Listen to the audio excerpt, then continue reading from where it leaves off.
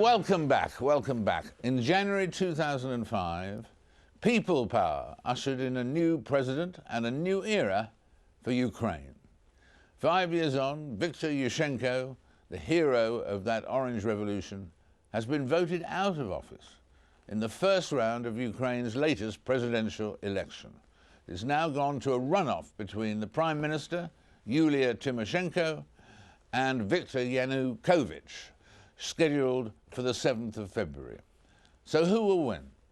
And why did the Orange Revolution turn sour so quickly, if that's what oranges do? Anyway, joining me right now is Anna Shevchenko, Ukrainian author of the new political thriller, which is called Bequest, and an expert on what's going on in Ukraine. First of all, I mean, the comeback of, is extraordinary, of Viktor Yanukovych. I mean, from a position where he was the hated loser last time, and here he is leading the running now. That's amazing. Is that anything he's done, or that his previous opponent has done wrong? Right. I think it's a little bit of both, actually, because the president has only got 5% of the votes in this election, and I think it showed to the people that the person who can lead the revolution sometimes has no strength to lead the country, or has no vision to lead the country. So that's the first thing. The second thing is Mr. Yanukovych is from the industrial east of the country, and Ukraine is so deeply in crisis that people wanted change, and they feel that it is the industrial east that could lead that change. So it's the need for change, but I mean, so it's not really, it's what's happened to Ukraine that's had a big effect on this, because is the big issue for the coming up runoff the economy? Of course, there are political issues as well. There is a political issue of being closer to Russia or to the West, but at the moment, Ukraine is so deeply in crisis, people are looking inward. People are trying to find somebody who would help them to get out of this crisis and situation. And Mr. Yanukovych's slogan is that my enemy is not another opponent. My enemy is crisis, and my main enemy is poverty. And Anna, who will win? It's still very difficult to say. It's about 35-25, isn't it? Yes, at the moment, but I think a lot will depend on who will get closer from the third and the fourth candidate. At the moment, it's all about whether the third candidate, Mr. Tagibko, will get closer to Mr. Yanukovych or Mrs. Tymoshenko. Mr. Tagibko was the advisor of Mrs. Tymoshenko when she was a prime minister, but at the moment his political program is closer to the program of Mr. Yanukovych. So it's going to be a very exciting second round. Very exciting. And who's going to win?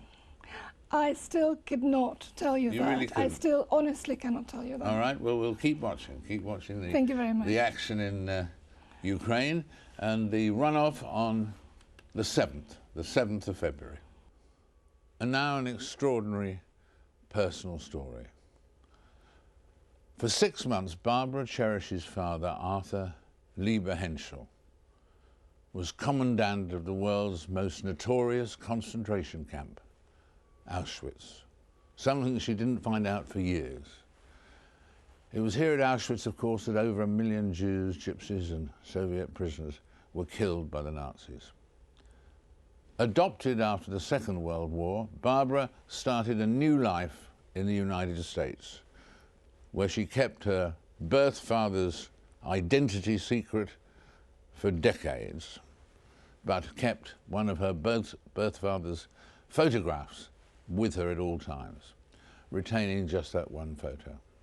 Only after the death of her sister and the breakdown of her marriage did Barbara finally decide to confront her past. And she's now written a book, The Auschwitz Commandant, A Daughter's Search for the Father She Never Knew. Barbara joins me now from Las Vegas. Barbara, welcome.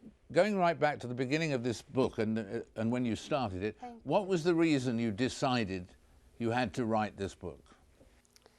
Well, I decided that when my whole life sort of fell apart, that I actually needed to find out who I was and who my father was, since it was the first time I was ever alone. And that's what I did. I began to search and write down some facts too for my children, and found out that there was much more to it and that it could actually be a book. And how much did you know compared to what you know now? How much did you know before you started the book about your father? Was it rumors and things, or how much did you know before you started the book? I really didn't know very much about my father at all, because I was not allowed to talk about him after I was adopted. And my sisters, they told me some stories, family stories, but as far as who he was in his career, I really didn't know anything, and it took much research to find out who and what he had done. And in fact, when you found out, what was the most difficult, shocking things that you learnt for the first time? There was much. There was a lot of shocking things. The whole process was very emotional, and it took me a period of almost 10 years to get it all together. And the most shocking thing was that I think in the end that he was the commandant of Auschwitz, although he tried to alleviate the hardship for the prisoners. I think the fact will always remain that he is the commandant, and that's what people will remember about him. And just that he was in that horrible place, I think that was very hard to deal with for me. And yes, and your father actually always denied that he knew anything about the gas chambers here, or the trains, the medical examinations when he was interrogated. Do you accept that he didn't have a full knowledge of what was going on? He must have known what was going on, mustn't he? Oh, yes.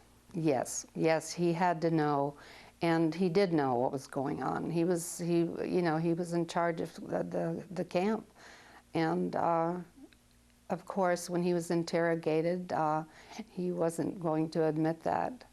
And yes, he had to know, I'm sure. And you mentioned that there was evidence that he did try and improve the lot a bit of some of the prisoners, weren't there? There were people who said he was sometimes sympathetic to people who were ill and things like that. Is that right? Yes, that was what I discovered about him. I interviewed survivors and had written documentation from them that he really did try to help the prisoners. And when he got to the camp, first of all, he released the people that had been incarcerated in the bunker, and there were no more shootings against the Black Wall. And he didn't allow people arbitrarily to shoot other people and the prisoners. And little things like the roll calls were shortened, and they were allowed to wear their caps when it was cold, and their heads were without hair, and so I think he had a lot of compassion for the people. Shouldn't he have resigned or something if he felt that? You would think, and I often question myself, why didn't he leave? First of all, why was he there? But when he did find out what his responsibilities would be and what was going on there, that he didn't resign. And what he did, he several times he asked to be transferred. He didn't want to be at Auschwitz. That was a punishment tour. And because he had divorced my mother and had an affair with another woman. Who was Jewish, wasn't she? She was not Jewish, but she had his second wife had been associated with Jews, and she grew up with families, Jewish families, and she was accused of having had affairs with a Jewish man, but she claims that never happened. I mean, Auschwitz is the symbol, one of the most powerful symbols of the evil of what man can do to man. Yes. Does that mean that, in a sense, your father must have been evil too? Well, I've been asked that question before, and when I search my soul, I really don't feel that he was an evil man. I really think he did the best that he could in the circumstances while he was there. It was an evil place, and it was a horrible place, and I wish he hadn't been there. But I think he had a lot of compassion. I don't think he was basically an evil person. And what happened to him at the end of the war? He was captured quite soon, wasn't he?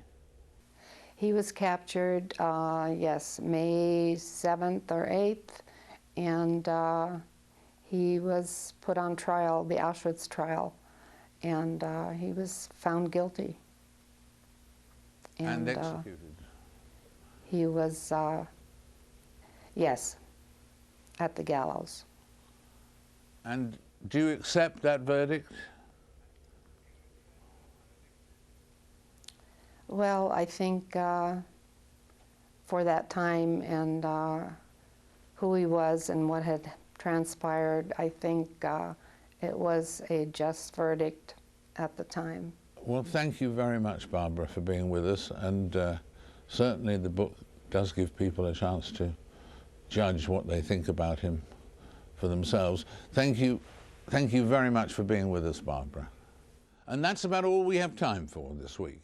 Do join me again in 7 days' time for another Frost Over the World, when, among others, we shall be welcoming that wonderful comedian. He makes the world laugh, Billy Connolly. See you then.